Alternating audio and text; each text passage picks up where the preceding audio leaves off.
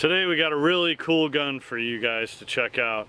It's the Extar EXP 556 all polymer AR-15 pistol. Said to be the lightest AR pistol there is. Let's get into this and do a little range shooting. Alright, we'll do a quick little unboxing of the EXP. It is made in the USA. This is how she comes. You get the pistol and 130 round mag, and then there is some documentation and paperwork that also comes with it. Manual.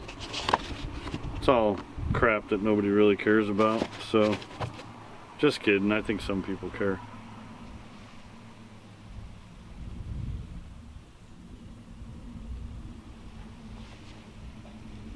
So there's a lot of similarities to an AR-15. Same kind of pistol grip, obviously the same kind of mags. Your bolt release is basically the same. Your mag release is the same. Your safety is the same. But no buffer tube, no buffer spring. The bolt is different.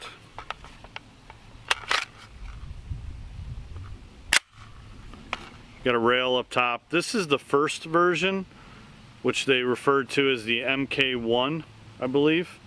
They have an MK2, which extends the rail all the way, and then you have a small rail back here in order to put like a folding stock. This one you can bolt an adapter on here and actually do a folding stock. Very little recoil, extremely light, but extremely loud. One of the loudest guns I've ever fired. And a massive fireball comes out of the end of it. It's cool and tons of concussion, but then after a while, it kind of gets to be too much. I would like to see about switching out the muzzle brake and quietening it down. The manufacturer suggests that you do not do that. I'm a little worried because of no buffer spring and it's different than a typical AR, if it would affect the way it operates. If anybody's ever messed around with that, let me know. I think somebody could probably figure it out. I'm probably not the guy for that. You got pretty basic sights on it. You got this front post sight here, and then you got the small kind of ghost ring sight. Not the greatest, but not horrible. Let's we'll take it apart real quick and kind of give you a quick show before we shoot it. We will start with dropping the mag. She's all clear. Go ahead and dry fire. We push the rear pin out. Very similar to an AR. As soon as you push that out,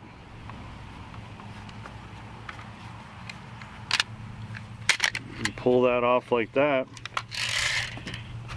Your spring comes out. You pull your bolt back to the rear. This comes off. Bolt comes out, and that's it for cleaning purposes. Pretty interesting system. The trigger is similar to an AR trigger. So you got no buffer spring. It's just this top spring here is how it functions. Your bolt is, you know, obviously different than an AR, but some similarities. So that's about really it. We're just gonna hurry up and put it back together pretty quickly. You slide your bolt in. You put your little charging handle on.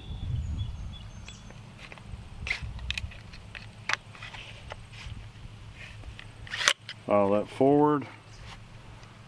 Put your spring in.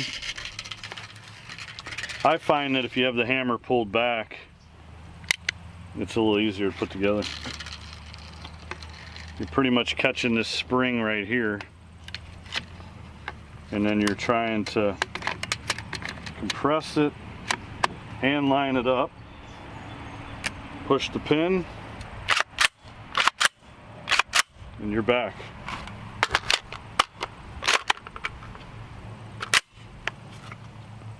Let's fire it. Today we're going to be shooting some American Eagle 5.56. It's just the cheap target ammo. It's expensive nowadays. I got the magazine loaded up with 15 rounds. A couple more things about this pistol. You got an 8 1/4 inch barrel. 2.98 pounds is the unloaded weight. Very light. Overall length is 18 inches. It's distributed by New Frontier Arms, made in the USA, out of Lake Havasu, Nevada. 1 9 twist barrel, 5.5 pound trigger pull. We've talked enough. It's time to shoot. So I'm hoping to capture the muzzle brake, the flash that comes out of this pistol. That's why I'm out here a little bit later. It's not dark, but I'm going to see if we can't capture the fireball on this first initial 15 rounds. Let's go for it.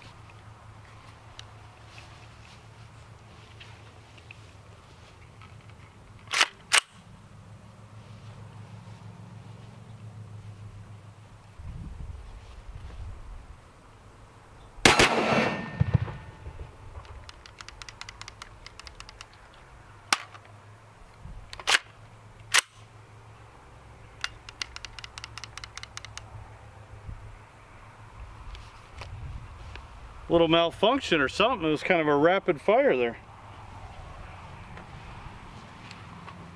That was very odd.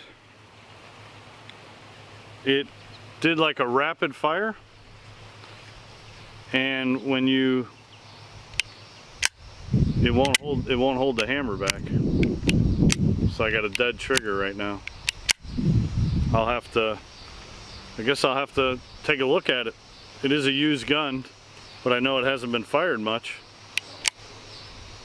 So after further inspection, and I found a YouTube video where a guy had the same problem.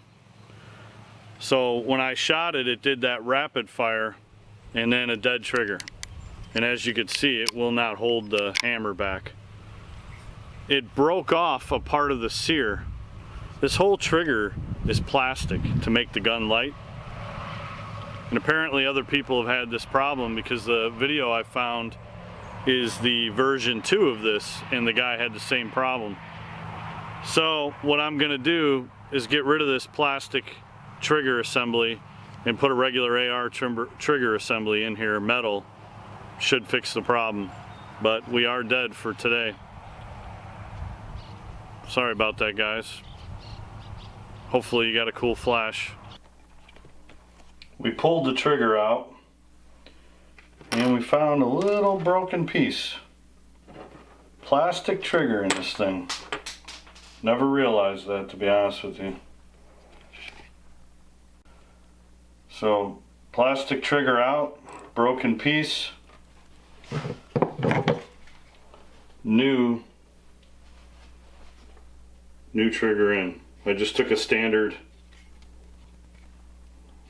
AR-15 trigger, and now we're back in business. Should have did that a long time ago. So if you're wondering, you can put a standard AR-15 trigger in the Extar. Problem solved. Thanks for watching, guys.